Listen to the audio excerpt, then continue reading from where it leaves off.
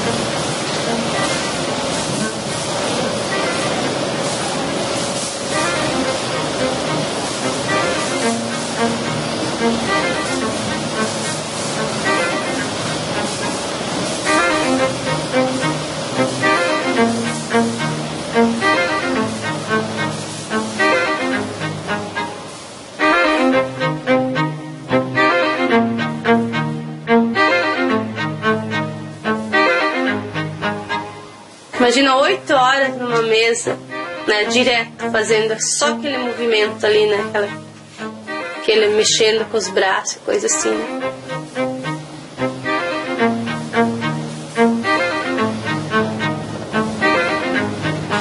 Todo dia eu pegava a faca e ia desossar, tirava a carne do osso, seria a mesma atividade o dia inteiro, da manhã até a final da tarde.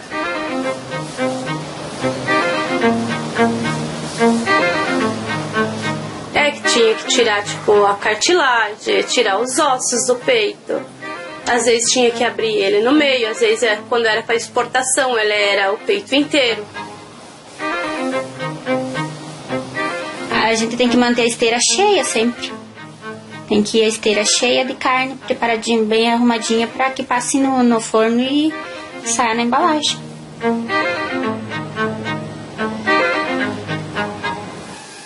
Assim, a gente era umas mesas com número, cada pessoa tinha o seu número. Cortar frango, tirar coxa, tirar asa, tirar peito, tirar carcaça. Examinando a carcaça, tinha que fazer em torno de 3.700 por hora, né? Sozinha. Então tem que ser um corte preciso, né? Tem que tirar bem a carne do osso, não pode ficar carne. Tem que tirar a cartilagem, não pode ter cartilagem. Tem que cuidar para não rasgar a pele.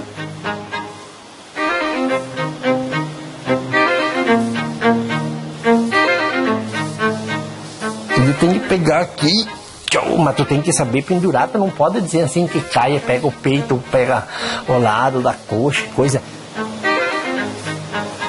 Era 10 cubinhos, mas era por segundo, era muita carne, muito, não sei como te explicar.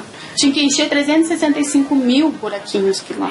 Aquela cobrança de produção, faz a conta, tem dia que eles fazem até 6 toneladas de peito recheado e coisa, e ainda se cobrando em cima.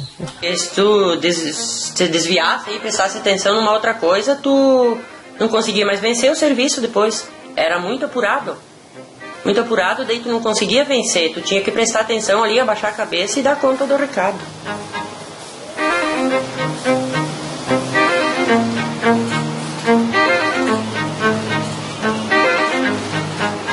Se demorasse, olha, se sentasse uma mosca no rosto da gente, não dava tempo de fazer assim com a mão pra...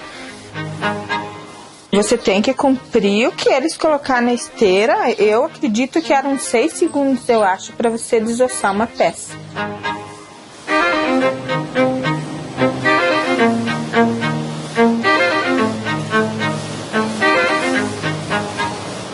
Porque o ritmo é muito acelerado. Tem épocas que não, mas aí tem épocas que eles firmam contrato de exportação lá, tantas toneladas lá, eles têm que fazer. Aumenta a velocidade da linha e tem que andar. Sem parar. Dava alguns segundinhos pra tu afiar a faca, né? Mas fazia em média de 4, 5 por minuto. Eram 1.800 carcaças por dia e é bem acelerado. aquela esteira, ela era ligeira, você tinha que vencer ela, né? Era muito rápido, vinha muito rápido. Era muito rápido.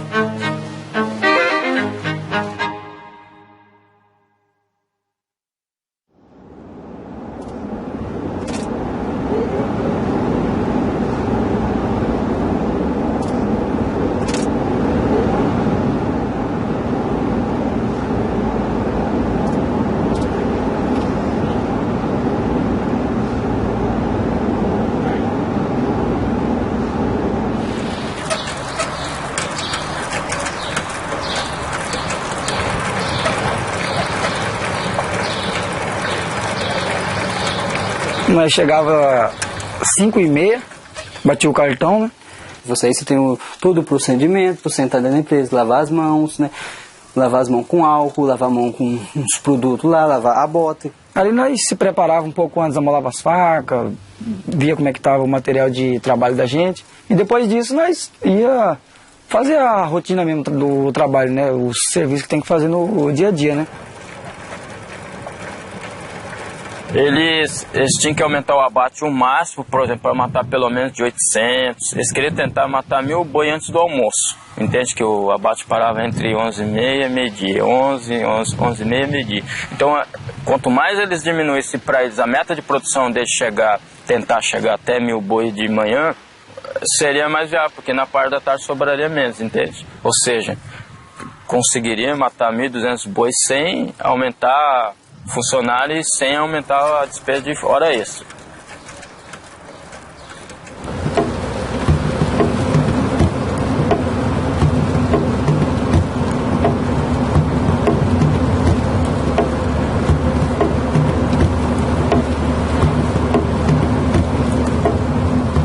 Bom, nós chegamos agora aqui no frigorífico.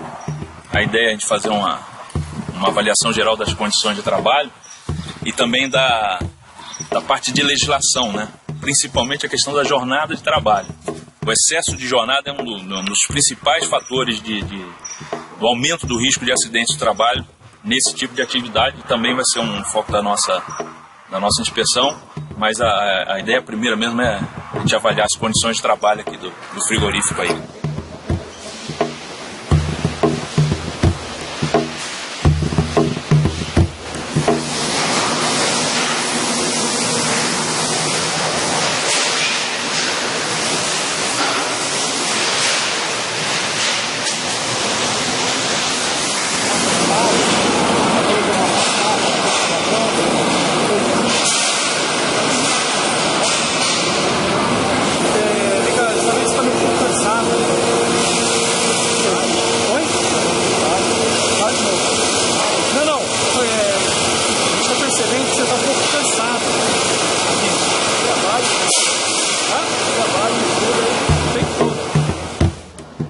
Mas desempenhava a função que era necessária para o corpo, né? O corpo tinha condições de desempenhar a função, de fazer aquele trabalho. Não era um trabalho para dizer assim, ele empunhava um trabalho em cima da gente, trabalho que você não conseguisse fazer.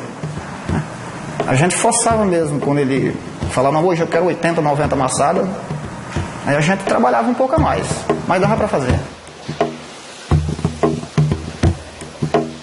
É corrido, né? Tem parte é pesado, entende? E sem falar que você é uma área de risco. Porque você imagina eu estar trabalhando na plataforma aqui com você, ó, aqui do meu lado tem um faqueiro, entende? Ele tem que fazer a pata do boi ali, carrear, esfolar, que fala, com a faca. Aí do lado seu tem um outro faqueiro, tem um alicate, que depois que eu solto o correntão, o outro esfola, eu passava para ele a pata, ele cortava no alicate, esse mocotó, para ele fazer a outra parte dele. Você toma os seus devidos cuidados ali, você aprende ali, você procura trabalhar, entende? Mas o grau de dificuldade é grande.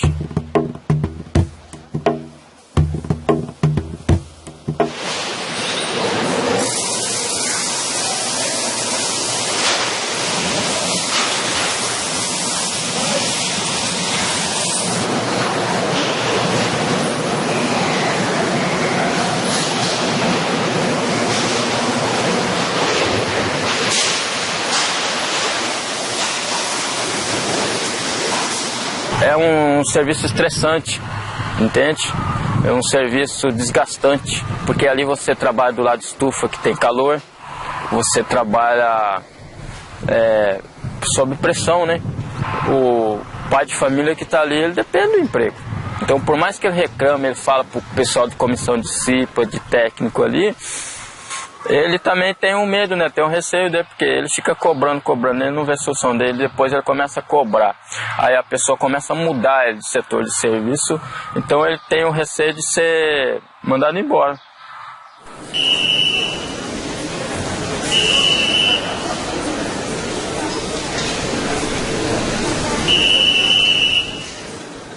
Duas vezes ao dia tinha ginástica, mas acho que eram uns 2 minutinhos.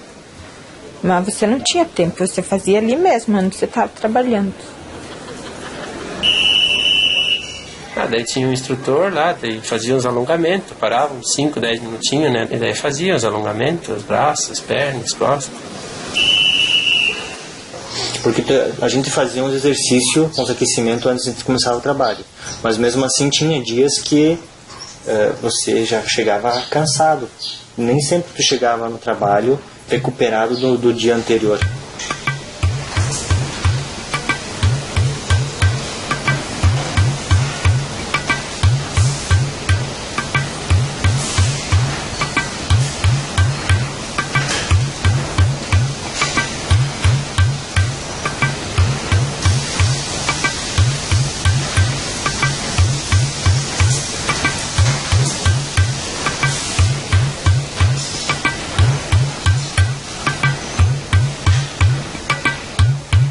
A gente começou desossando 3 coxas e meia.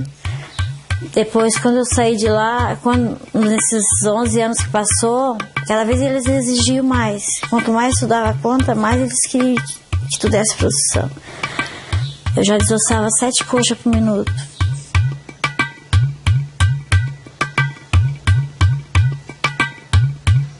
Simplesmente a cronoanálise levou assim, não, se você faz em 15 segundos essa tarefa, você faz 4 vezes isso em 1 minuto. Bom, se você faz isso em 1 minuto, você vai fazer isso em... Ele já projetou para 1 hora e para uma jornada. E isso foi introduzido assim de uma forma eminentemente de uma vista da produção. Não se questionou o custo de manter esse sistema.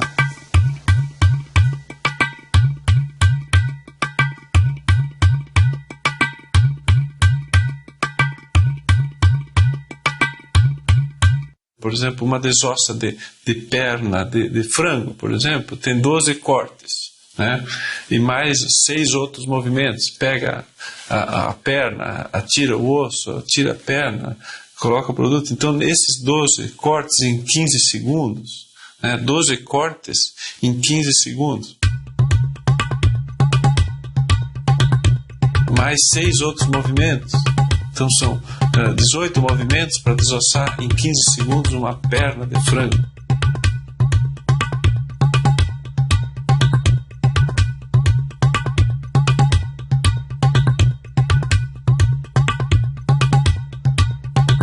Doze cortes em 15 segundos, mais 6 outros movimentos.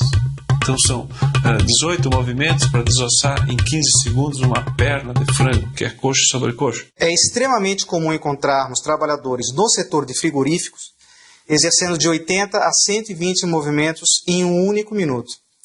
Estudos médicos dão conta de que até 35 movimentos por minuto se está dentro de um padrão de segurança para a saúde do trabalhador. Portanto, nós estamos falando de 3 vezes mais movimentos em um único minuto do que esse limite considerado seguro. Uns na desossa nem iam almoçar, tipo assim, para tirar o show. Se não tirasse, não ia nem almoçar. Tinha que vencer. Então eu levava o show. Daí acende a luz, tem uma luz, né? Daí acende aquela luz lá. O cara que tá abastecendo ali no meio, ele vai abastecer. Ah, tu levou o show, você vai em outra caixa em cima. Só que daí ele vai lá e entrega o teu nome para o supervisor. Ó, de Sara tal lá, ela e a guria lá levaram o show. Às vezes 1h15 da manhã eu tava lá dentro e não era contado nada, porque daí não passava o crachá, o guarda liberava a catraca e nós ia embora. Isso aí não era, nunca vinha no pagamento.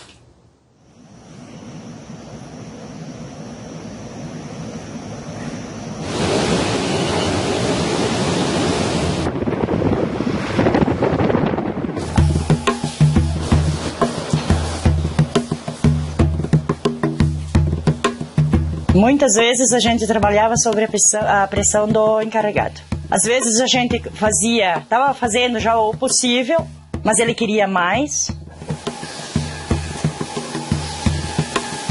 Eu lembro assim que tinha dias assim que a pressão era tão grande que às vezes vinham os japoneses visitar, ou as pessoas de fora que compravam o produto, e eles te cobravam tanto assim, que aquilo ali, que tu chegava a tremer quando eles chegavam em cima de ti assim, ó, te cobrar. Era muito nervosismo, ó. A pessoa não aguentava, sabe, ouvir tanta coisa e não poder dizer nada, porque se dissesse alguma coisa, capaz até de botar pra rua, né? Então tu tinha que ouvir e ficar quietinho ali. E por isso ficava guardando tudo pra gente. Daí claro que fica doente, né?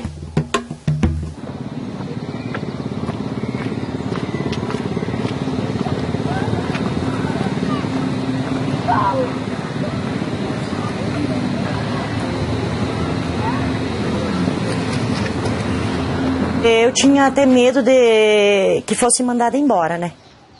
Porque eu sabia que a pessoa, quando começava a se afastar por causa de problemas de saúde, principalmente quando é problema na junta do braço ou coluna, a empresa demite. E é que nem eu falei antes já, né? Como eu estava sozinha, tinha que trabalhar para sustentar os filhos, eu não queria atestado. Até muitas vezes eu falava para o médico, né? Eu não vim consultar para pegar atestado. Eu quero me tratar porque eu quero que alivie a dor. Porque não adianta eu me afastar e ficar sentindo dor. Porque ao mesmo tempo que eu sentia dor, eu sabia que eu tinha que trabalhar. Não era... Muitas vezes levantar 2 horas da manhã sem ter dormido, na verdade. Deitado, mas não conseguido dormir.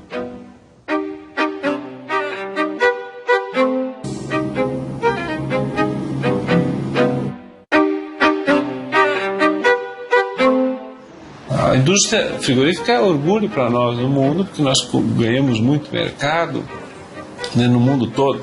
O Estado tem interesse, porque emprega muito, uma cadeia muito longa, né? O Estado tem interesse que essas empresas consigam cada vez ficar maiores, né? Interesse da sociedade. Só que elas têm que... Chegou a hora de você voltar para essas questões também. Vai ser bom para todo mundo, para toda a cadeia produtiva, porque essa empresa, inclusive, vai pagar menos tributo, vai oferecer para o mercado uma propaganda honesta, ó, compre minha carne, compre meu produto, que além de bom, bonito, barato, cheiroso, gostoso, ele não adoece o trabalhador, que ele não contaminou o lençol freático, ele não poluiu o ar, percebe? É outra dimensão.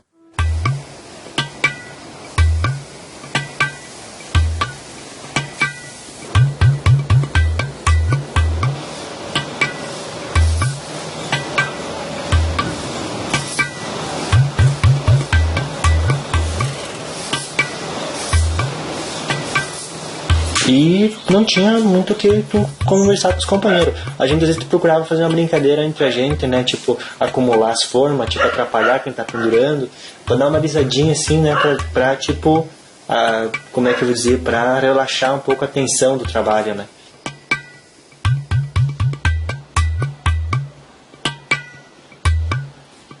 Porque, tipo, elas não queriam nem que conversasse. A supervisora dizia, tá muita conversa e pouco trabalho. E as mulheradas trabalhavam muito, muita trabalhadeira elas da mesa. É tudo fechado, tu olha para um lado, é tudo... um monte de gente trabalhando em roda, é barulho, Daí, ainda umas épocas, eles começaram a proibir a conversa, eu não podia nem conversar com o colega do lado, porque diziam que atrapalhava e tal. Aí você ficava o dia inteiro lá, nem um muda lá dentro, né? Aí você fica, Deus do livre, chegava no fim do dia, um estresse do caralho. Não para, não pode olhar pro lado, não dá para ir no banheiro. Né? Foi mais que 2 vezes no banheiro, já vai pro escritório. Passou nos 5 minutos, vai pro escritório. 5 minutos dá para você subir só as escadarias e chegar até o vestiário das mulheres. Dá 5 minutos. Tu não tem liberdade para tu ir no banheiro. Tu não pode ir sem tu pedir ordem pro supervisor teu, encarregado teu. Isso aí é cruel lá dentro. Isso aí. E tem gente que até louco fica lá dentro. Eu tipo assim, eu começava a chorar, eu não queria mais ficar lá dentro. Até um dia eu disse pro meu marido, não vou mais trabalhar, e acabou. Eu sempre achava que a depressão era uma farsa da pessoa, eu sempre pensava assim, né? Isso eu tinha comigo, né? Digo que não pode, né? Em vez não, né? Aquilo vai que te leva. E, queira ou não queira, tu... Né? Mas você conversa com o setor médico, o serviço médico dessas empresas? Não. Todo caso de depressão de frigorífico é porque brigou com o marido, porque o marido traiu, a mulher traiu, não sei o quê, morreu o pai, morreu a mãe, morreu a tia, morreu o vizinho. Quer dizer, eles negam aquilo que eu comento, é o processo de negação. Isso não existe. Depressão não é culpa do trabalho. O que nós podemos perceber no judiciário trabalhista que o volume de transtornos mentais relacionados ao trabalho, doenças neurológicas relacionadas ao trabalho, ou doenças em geral, tem aumentado bastante, especialmente por essa conduta febril, a produtividade acelerada, essa competitividade intensa.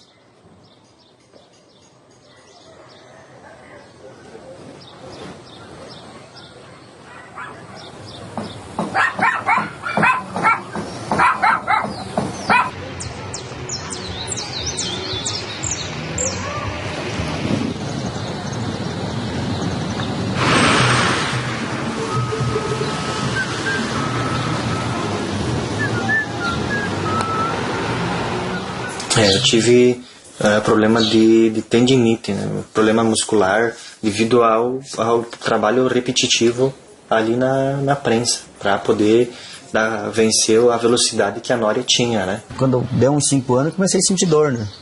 E cada vez eu fazia uma coisa, os médicos davam que não tem nada.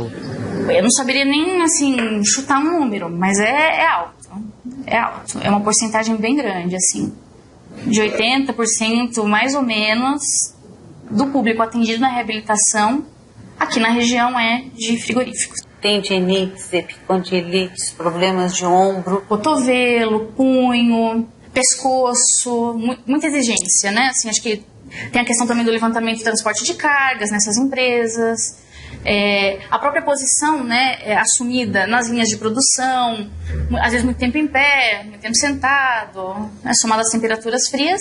E também a gente encontra um grande quadro de sofrimento psíquico associado.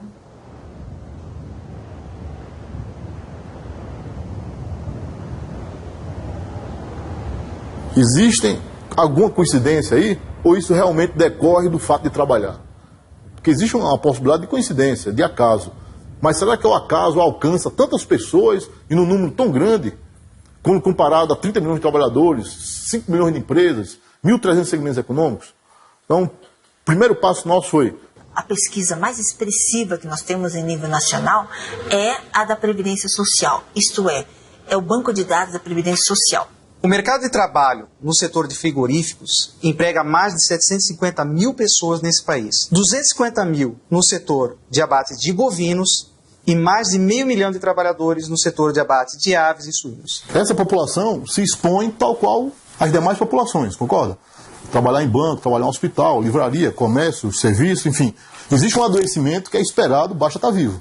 Você destacando o segmento 10-11, que é abate de reses, onde se insere frigorífico, você verifica que queimaduras e corrosões têm 6 vezes mais doentes por queimadura quando comparado com os demais trabalhadores. Chega a 596%. O excesso de risco. Brincadeira? Abate de aves, suínos, pequenos animais, perplexos nervosos, síndrome do carpo. O excesso de risco é de 743%. O excesso de risco. Isso perplexo nervoso.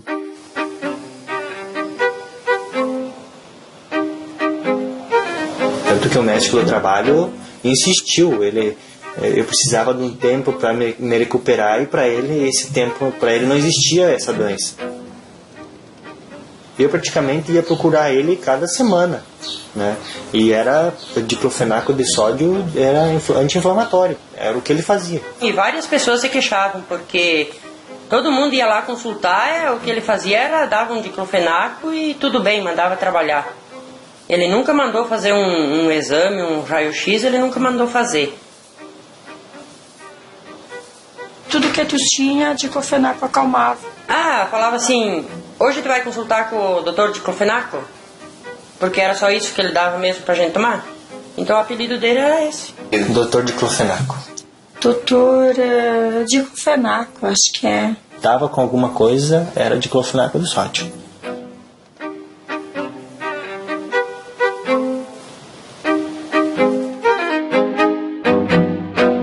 E tu só recebe o golpe quando tu vai ser mandado embora daquela maneira, né? Porque eu achei que eu nunca tinha trabalhado de carteira assinada, que a gente fosse valorizado, né? Durante o tempo que você tá lá com saúde e tal, você serve para eles, né? Depois, quando começa a dar problema de saúde, daí você é um estorvo na empresa, né? Eles dão um jeito de tirar você fora do grupo. Teria vontade de chegar numa firma pedir um emprego, né? Para trabalhar. Eu vou lá trabalhar um dia, depois não vou mais, e eu acho que, né, hoje em dia tudo com os exames, né? Eles vão fazer exame da coluna, vão ver desde eu andar, né? Que eu ando tudo torto, que não, né?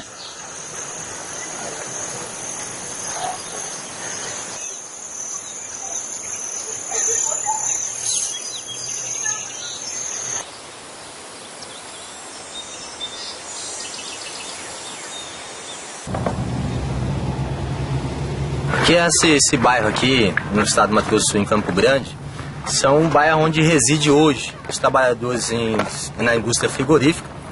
Esse bairro nasce aqui em 1970, hoje nós estamos aí mais de 40 anos. Os trabalhadores residem aqui na mesma situação. O trabalhador que começa como auxiliar na indústria, virando desossador nessa indústria, a condição dele é a mesma, porque você está verificando aqui que a mudança não tem qualquer tipo de mudança na condição social dele. São trabalhadores com nível de escolaridade muito baixo. O salário, né, muito baixo. Todo mundo queria que desse aumento, só queriam cobrar, né, mas aumento não queriam dar. Para ser bem sincera, aumento mesmo da empresa, eu só tive um em 4 anos. Sai 5 horas de casa e chega 4h40 da tarde para ganhar R$500. Eu trabalhei 14 anos, operador 6, que quase ganhava mais, eu ganhava 970 pila.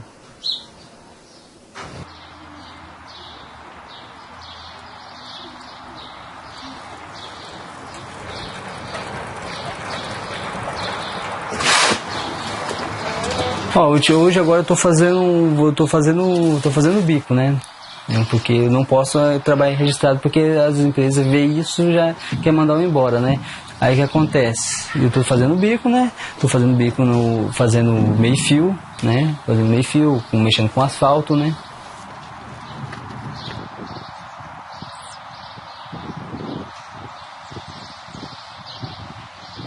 Aí tive que aprender a trabalhar de novo, segurado de outro jeito para mim poder trabalhar, né? Para mim poder tá no meu dia, fazer meu dia a dia normal, né?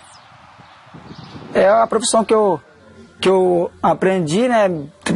Quase que eu tive que sair dela por causa desse acidente, mas assim, eu não tenho tanto estudo assim, não sou formado em nada, então a única coisa que, com o meu medo de me manter minha família aquilo dali, eu tive que opinar para aquilo ali de novo, né?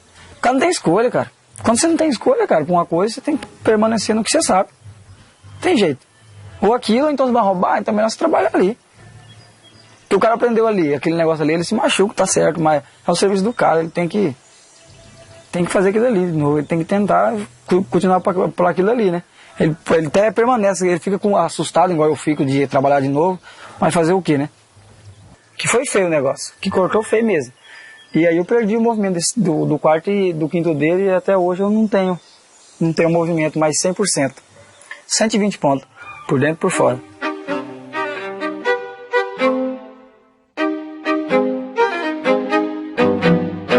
A história natural da doença faz com que a medicina do trabalho use essa distância entre o início do trabalho e o início da doença como tempo de troca de pessoal. Mas só que é uma coisa assim bem difícil, porque a pessoa que se criou, no caso, desde criança, trabalhando, hoje eu estou apenas com 48 anos, eu teria muito tempo para trabalhar ainda, né? Se sentir sem força mais, não é fácil. Olha, eu já tive época em que eu não conseguia mexer uma panela.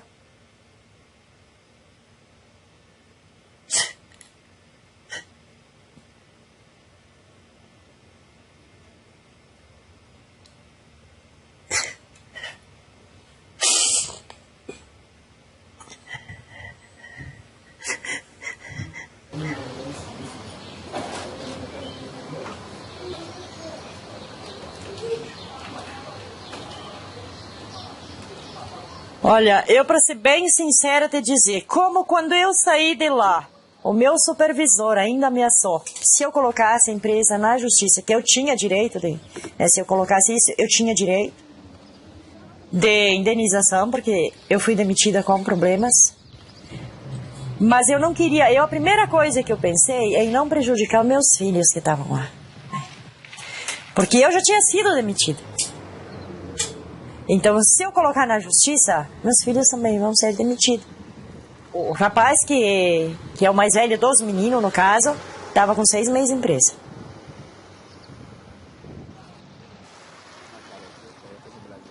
Tanto que eu procurei outras empresas para trabalhar depois, né?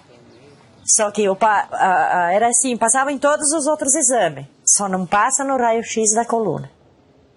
Porque daí, quem já trabalhou em frigorífico, tu tem que fazer raio-x da coluna, braço, né? Um monte de raio-x tu tem que fazer. Então, todos os raios-x apresentam um problema.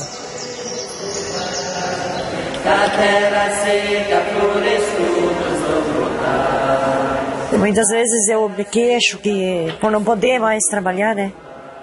Aí diz, o mais velho, diz, eu acho que dava pra mãe parar de pensar em só trabalhar. Mãe já trabalhou o tempo que tinha que trabalhar. Mãe já criou os filhos, já fez tudo por nós, agora deixa nós trabalhando. Mas eu me sinto mal em casa. Daí eu não saio nem dos vizinhos, passear, tomar um chimarrão, porque me parece assim, eu me sinto envergonhada de não estar trabalhando. Eu me sinto assim, bem mal mesmo não poder trabalhar.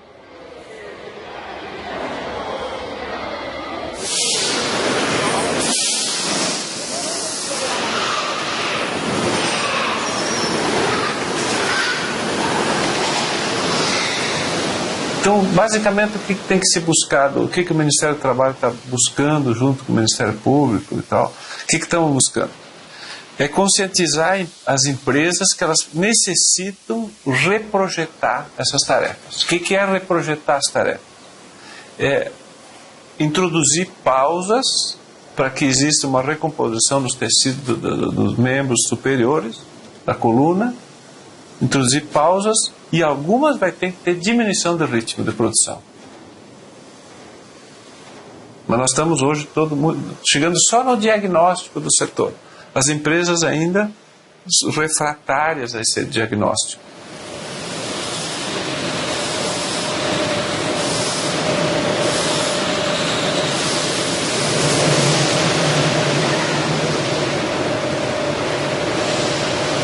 Na área de segurança e saúde, essas grandes empresas, o valor máximo da multa, R$6.000, 6, 7 mil, né?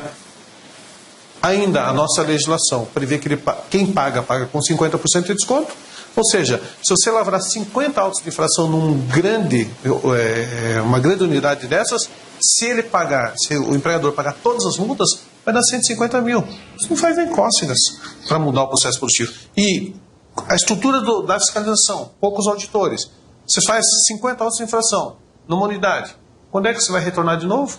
1 ano, 2 anos, 3 anos. Quer dizer, a mudança do processo produtivo custa muito mais do que 150 mil. Então, paga as multas, daqui 2 anos pagamos de novo, daqui 2 anos pagamos de novo, daqui 3 anos pagamos de novo. E não muda o processo. Elas não querem, porque na vista simples diminui a produção, mas você ganha em uma série de outros menos rotatividade dos trabalhadores, menos absenteísmo dos trabalhadores, menos contingente mantido em casa com atestado de 1 a 3 dias, menos afastamento dos trabalhadores, menos substituição de trabalhadores quando eles se ausentam. A portaria da empresa fica a mais de 1.500 metros da entrada. Como é a indústria de alimentos, entende? para chegar até o abate, a pessoal da fiscalização, eles têm que ir lá, têm que trocar de roupa, de fazer isso. Aí o que acontece? Para eles entrarem dentro da indústria, até se acontecer uma coisa, se tiver uma coisa errada lá, até esse meia hora, vamos supor que eles levam para chegar a 20 minutos, até eles entrar lá dentro já arrumou, já mexeu, já fez isso, já fez aquilo, entendeu?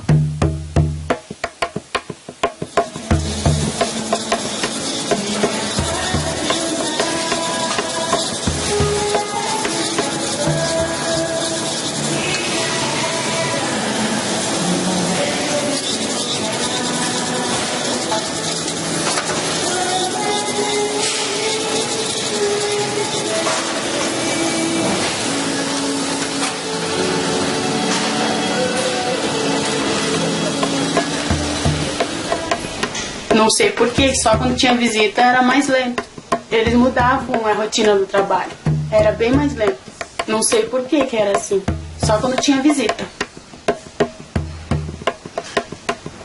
Geralmente quando tem auditoria, quando as linhas são tocadas a uma velocidade, eles reduzem e colocam mais pessoal. Ou se a temperatura é muito frio, eles aumentam a temperatura para porque eles não pagam insalubridade para todo o pessoal.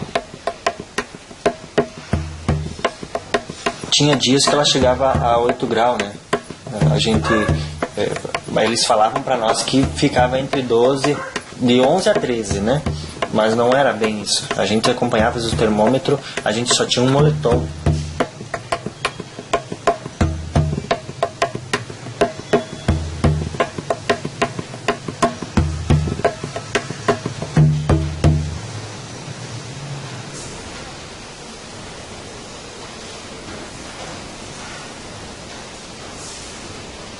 Não, o dia da semana eu não lembro, não.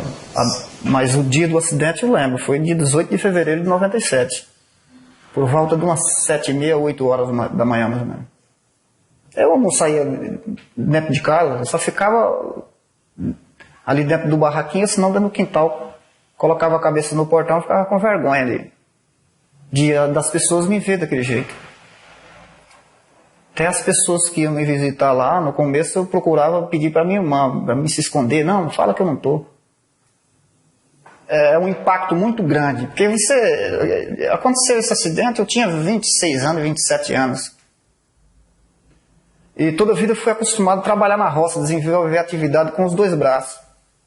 Aí foi que dificultou muito mesmo. Que até você esquecer aquilo que você já passou e aprender uma nova vida, é muito complicado, e principalmente numa situação dessa.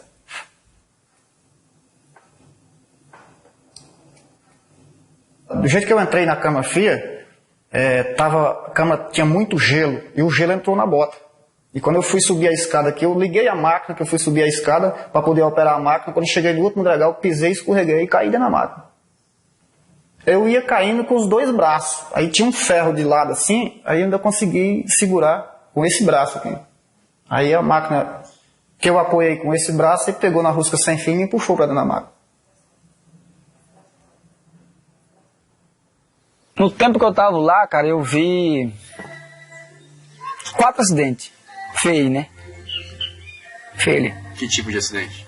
Acidente de cara cortar o dedo na serra. Acidente do cara, a nora cortou a perna do cara, tirou a perna dele fora. Acidente de um rapaz também que perdeu o movimento do dedo no correntão, tirando do boi. E os demais é acidente pequeno, assim, de corte de faca, de dar em torno aí de 15 pontos, 10 pontos, essas coisas assim, né?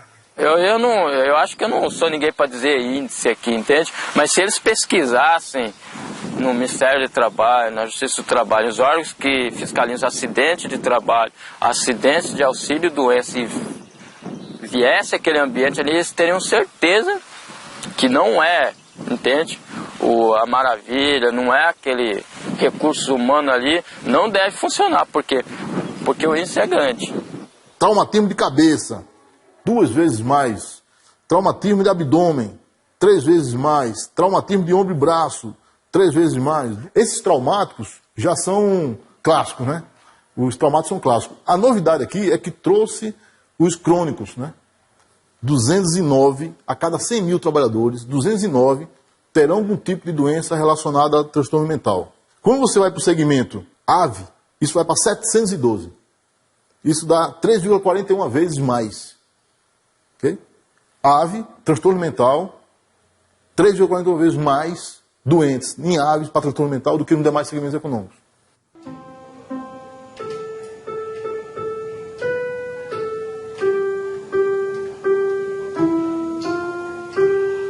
O pessoal da empresa, eles me deram assistência poucos dias, depois também me abandonaram lá. Até os planos que a gente tinha lá, como, por exemplo, Unimed, essas coisas, me cortaram tudo. Para finalizar, eles me deixaram abandonado. Aí que eu fui correr atrás dos meus direitos, mas isso já foi, calculo que um ano, 2 anos.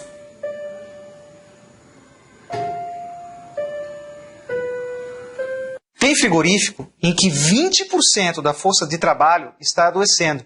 Isso está constatado em perícia judicial. Se nós projetarmos essa realidade para o mercado de trabalho de frigorífico nesse país, são 90 mil pessoas adoecendo. Está discutindo aqui a vontade deliberada de não proteger, sabendo que existe um fator de risco ostensivo. Os números são estratosféricos, assim. Quando você está nessa situação que eu me encontro hoje, você sente não só pequeno, mas você reconhece uma coisa, que se você for buscar o seu direito, se você for lutar atrás do seu direito, você tem que ser corajoso. Hoje eu entendo porque muita gente ali não mexe, se acidenta, entende? Se acidenta, sofre trauma, entende? Tem pessoas que trabalham, olha, isso é terrível para mim. Você vê colega que está ali com dores, vai na enfermaria, toma um comprimido para dor hoje, amanhã ele volta com dor, ele vai lá, toma de novo e continua trabalhando. Esses trabalhos desenvolvem uma síndrome chamada síndrome do sobrevivente.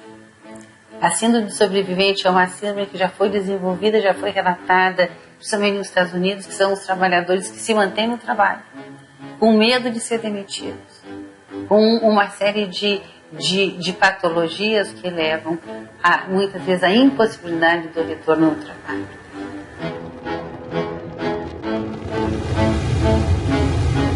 Tudo bem, no começo é difícil para todo mundo, todos os empregos é difícil, a gente sente muita dor, né? Mas foi passando os anos, depois quando fazia 5, passou 1 ano eu já não sentia quase nada. Depois dos 5 anos de empresa eu já comecei a sentir bastante. Mas eu precisava trabalhar bastante porque a gente morava numa casinha muito ruinzinha, tudo comida de cupim. Eu tinha 3 filhos, né, que estavam estudando. E eu precisava trabalhar, eu pensava assim, meu Deus, se eu ir procurar agora, o que vai ser da minha vida? Eu tinha medo de não conseguir outro emprego. Eu achando assim que um dia eu precisasse deles, eles iam me apoiar, não tem? Mas a partir do momento que eu trabalhei lá, passaram muitas pessoas, uns aguentavam 6 meses, outros 1 ano. Ficava doente, eles diziam, isso aí é vile, não aguenta, gente que não quer trabalhar, que não precisa, mas às vezes a gente via que precisava, tinha filho, mas não aguentava mesmo, era muita pauleira. Daí eles queriam me colocar como ajudante do chefe da produção. Mas como eles queriam, eu não quis, não aceitei, porque eu não aceitava aquilo ali de ter que passar por cima daquelas pessoas que trabalharam 10 anos, ter que cobrar deles uma coisa que eles estavam fazendo já o possível e o impossível. Ainda ter que cobrar mais deles. Como que eu ia? Eu não aceitei.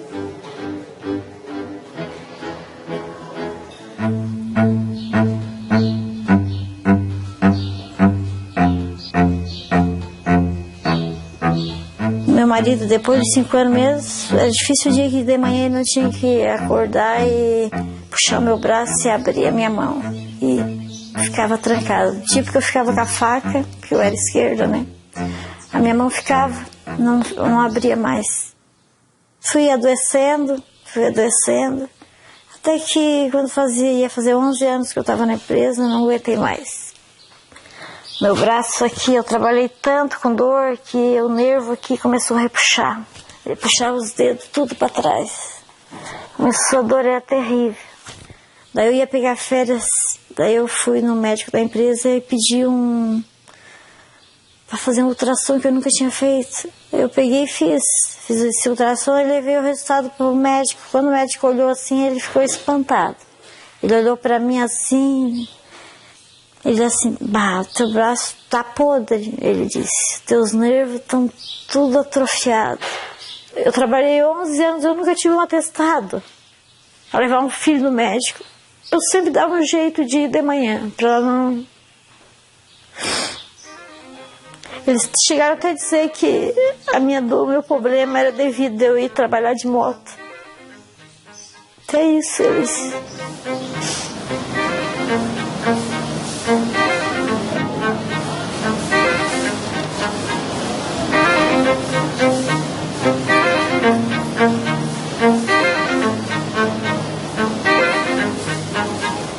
Quando eu dizia que eu tinha dor, eles não acreditavam na minha dor. Isso que era triste. Eu ia lá na enfermaria desatinada, chegava a ficar vermelha, assim, tanta dor, suar frio, assim, eles não acreditavam. Uma funcionária que no 10 anos nunca faltou um dia.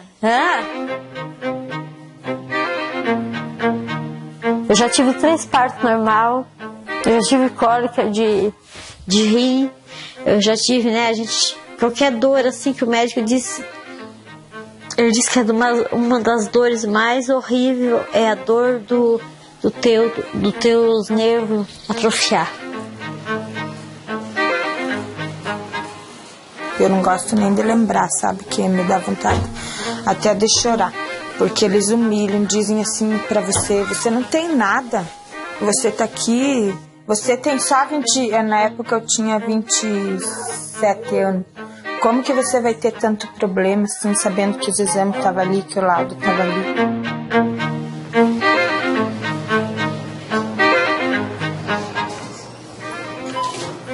Eu fui consultar esses dias ali num posto de saúde, o médico disse que a artrose é doença de velho. Eu tenho 31 agora. Eu cheguei a dormir, sinceramente, não é mentira, dormi com a mão amarrada, de não aguentar de tanta dor no braço.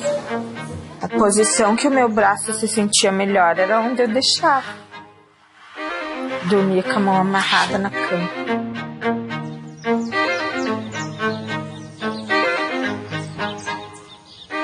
E daquele tempo em diante eu tomo morfina direto.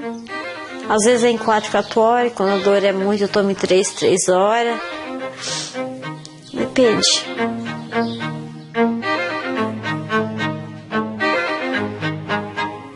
Eu não sabia fazer nada com essa mão, porque eu era esquerda, né? Essa aqui pra mim agora é esquerda. Tem que aprender a fazer tu comer. Os primeiros dias cair no chão, é a mesma coisa que tu ir comer com a outra mão, é terrível.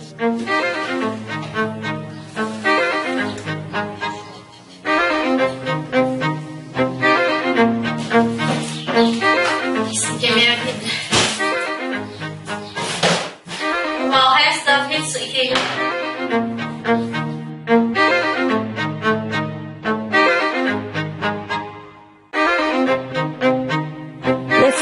Aguentando, aí meu marido começou a brigar comigo. Aí quando eu fazia 10, ia fazer 11 anos, aí meu marido assim, tu sai de lá,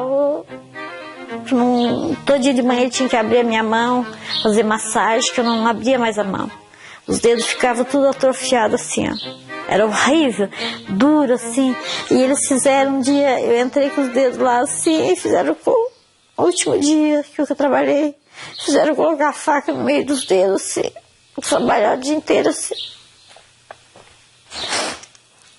O que eu esqueço. A encarregada ainda veio em cima de mim e chamou a encarregada da outra e bota os dedos aí, bota a faca aí no meio e dá-lhe pau aí. Um dia que meu marido não conseguiu abrir mais a minha mão.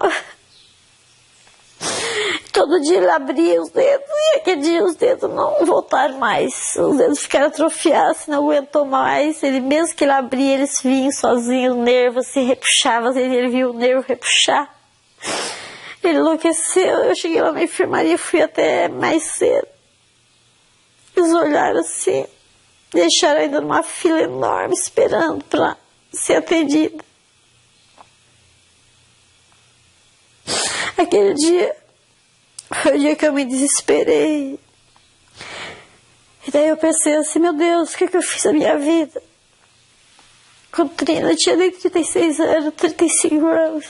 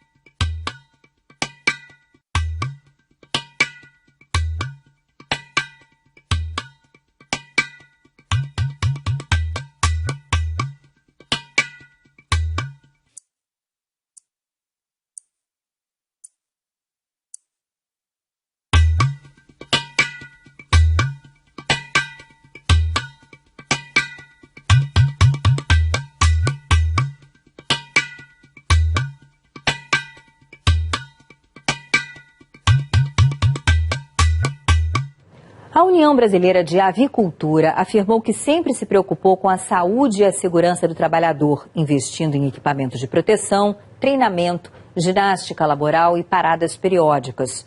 O resultado tem sido a queda constante na frequência e na gravidade dos acidentes de trabalho e nos afastamentos por doença, além da melhora do Brasil no ranking mundial. A entidade também informou que representantes das indústrias participaram, junto com sindicatos de trabalhadores, Ministério do Trabalho e Procuradoria-Geral do Trabalho, dos debates que deram origem à norma regulamentadora número 36. A União Brasileira de Avicultura considera que nenhum outro país do mundo está tão avançado na garantia do bem-estar dos trabalhadores de frigoríficos quanto o Brasil. Para a Associação Brasileira de Frigoríficos, a solução encontrada é boa para todas as partes envolvidas. Chegou-se a um acordo sobre as pausas ergonômicas e térmicas, sem comprometer a produtividade dos frigoríficos e, principalmente, atendendo aos requisitos de maior segurança dos trabalhadores.